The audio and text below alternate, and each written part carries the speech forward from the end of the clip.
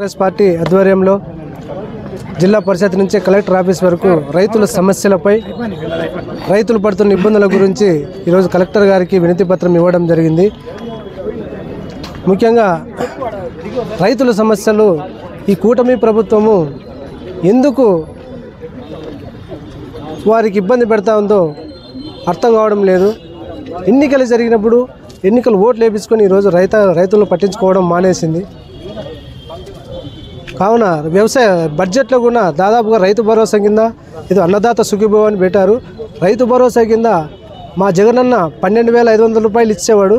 1,000 పెంచి 13,500 రూపాయలు ఇచ్చి గత 5 ఏళ్లలో కూడా ఈరోజు ఎప్పుడే కానీ పంట పెట్టుబడి సాయం కూడా మే నెలలోనే ఇచ్చేవాడు. కానీ కూటమి ప్రభుత్వం 6 నెలలు అయింది. ఈరోజు రైతుకు పెట్టుబడి సాయం అందలేదు.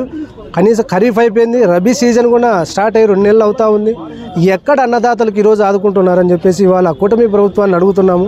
కూటమి ప్రభుత్వం చేస్తున్న ఈ దగా ప్రభుత్వం చేస్తున్న రైతులకు చాలా ఇబ్బందికరంగా ఉంది. బడ్జెట్లో కూడా దాదాపుగా 10,500 కోట్లు బడ్జెట్ పెట్టాలి ఈరోజు రైతులకు కూడా. మొన్న బడ్జెట్లో కూడా 6,400 కోట్ల రూపాయలు మాత్రమే పెట్టారు. అంటే మిగతా 4,000 కోట్ల రూపాయలు కూడా ఎక్కడ పోయింది? 20,000 ఇస్తామంటున్నారు సంవత్సరానికి పెట్టుబడి సాయం. కానీ 10,500 కోట్లు బడ్జెట్ పెట్టాలని చెప్పేసి మేము డిమాండ్ చేస్తూ ఉన్నాము. ఖచ్చితంగా వైఎస్ఆర్ కాంగ్రెస్ పార్టీ రాబోయే రోజుల్లో కూడా పెద్ద పోరాటాలు చేస్తాం. రైతుల కోసం ఎందాకైనా పోతాం. అవసరమైతే మా ప్రాణాలైనా త్యాగం చేస్తాం రైతుల కోసం అని చెప్పేసి ఈ సందర్భంగా తెలియజేస్తూ ఉన్నాను. రైతులను నట్టేట ముంచుకోకుండా, రైతులను ఇబ్బంది పెట్టుకోకుండా ప్రభుత్వ పరిపాలన చేయండి.